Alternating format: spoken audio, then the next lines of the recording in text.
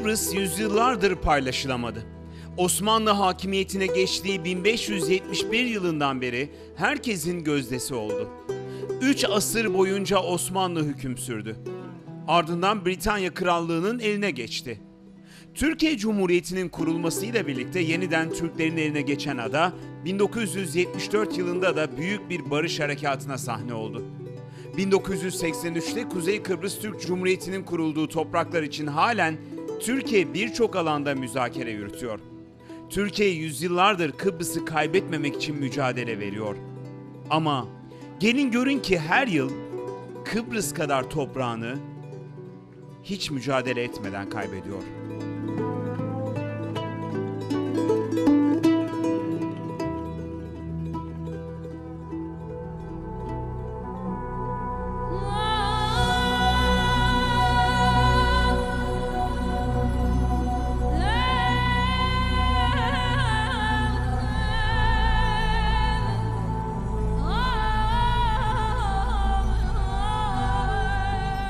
Türkiye çok farkında değil ama her yıl 1 santim kalınlığında Kıbrıs adasının büyüklüğünde toprak nehirlere ve denizlerimize akıyor. Sadece bu kadar da değil. Türkiye'de her yıl kilometre kare başına yaklaşık 600 ila 800 ton verimli toprak akarsularla denizlere, göllere ve barajlara taşınıyor. Dünyada yaşanan erozyonla karşılaştırıldığında bu değerin dünya ortalamasının yaklaşık 2 katına eşit olduğu görülüyor. Türkiye'nin kaybettiği bu toprakların karşısındaysa iki isim yıllardır set gibi duruyor. Hayrettin Karaca'nın doğa sevgisi yaşı kadar eskilere dayanıyor. Karaca o kadar doğayla iç içe yaşamı ilke edinmiş ki Türkiye'nin ilk özel bitki parkını 1980'de Yalova'da kurmuş. Türkiye'de yetişen binlerce bitkiye sahip park için yeni bitkiler aramaya çıkan Karaca, Türkiye'de yaşanan erozyonun da farkına o zaman varmış. Çevre sorunlarının hiç konuşulmadığı, coğrafya bilgisinin sadece ilköğretim kitaplarındaki düzeyde olduğu ülkemizde bu sorunun ne kadar büyük olduğunu anlayan ve elini taşın altına koyan ilk isimlerden bir tanesi Karaca. Yakın dostu iş adamı Nihat Gökyiğit'le 1992 yılında Türkiye Erozyonla Mücadele Ağaçlandırma ve Doğal Hayatı Koruma Vakfı'nı yani TEMA'yı kurduğunda uzun bir yola çıktıklarının da farkındaydılar.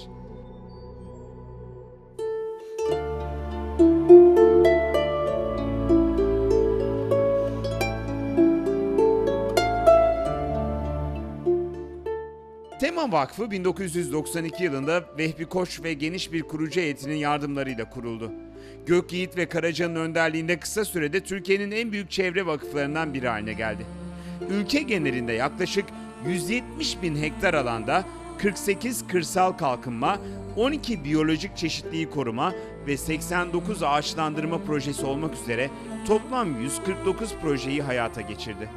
Bugüne kadar Çevre ve Orman Bakanlığı'nın işbirliği ve destekçilerinin katkılarıyla 8 milyon 300 bin fidan dikildi. 650 milyon meşe tohumu ekildi. Tema Vakfı sadece ağaç diken, insanlara çevre bilinci kazandıran bir vakıf değil. Hayrettin Karaca ve Nihat Gökyiğit önderliğindeki vakıf 19 yılda 2 önemli yasanın çıkarılmasına çok önemli katkı sağladı. Meraların verimli kullanılması, bitki hayvan dengesinin sağlanması ve erozyonun azaltılmasına büyük katkılar sağlayan Mera Kanunu 1998 yılında Türkiye Büyük Millet Meclisi'nde oy birliğiyle kabul edildi. Hemen ardından başlatılan toprak yasası çalışmaları değişen hükümetlere rağmen toprak yasasını destekliyorum imza kampanyası 1 milyonu aşkın insanın imza atmasıyla 2005 yılında yasalaştı. Tema Vakfı'nın gündeminde ise bugün su yasasının taslağı var.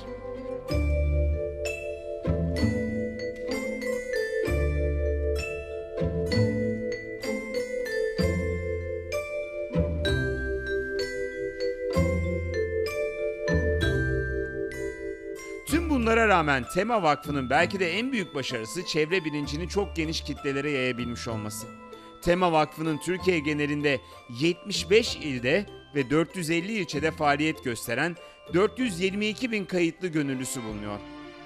900 ilköğretim okulunda yavru tema takımında yer alan öğrenciler çevre konularında bilgileniyor, dünyayı tehdit eden çevre sorunlarını tartışıyor ve doğa koruma projeleri üretiyor. 22 ilde 272 okulda minik tema teşkilatı, 56 ilde toplam 65 üniversitede faaliyet gösteren Genç Tema ve 34 ilde faaliyet gösteren Mezun Tema ile doğa uğruna kenetlenmiş binlerce insan Tema'nın çatısı altındalar. Tema Vakfı, Nihat Gökyiğit ve Hayrettin Karaca'nın çabalarıyla sadece Türkiye'de değil, yurt dışında da birçok şubesi olan dünyadaki sayılı çevre örgütlenmelerinden biri haline geldi. Hayrettin Karaca ve Nihat Gökyiğit, yaşadıkları ülkenin doğal yaşamına katkıda bulunmak için yola çıktılar. Milyonlarca ağacın dikilmesine, binlerce kilometre kare toprak parçasının erozyona karşı yok olmasını önlediler. Herkesin emeklilik yaşı diye tabir ettiği bir dönemde hem kendi dünyalarını yeşillendirdiler hem de yaşadıkları coğrafyayı yeşile boyadılar. Çabalarıyla Türkiye'nin doğasının kalbinde kocaman bir iz bırakıp nesiller boyu unutulmayacak kocaman bir fark yarattılar.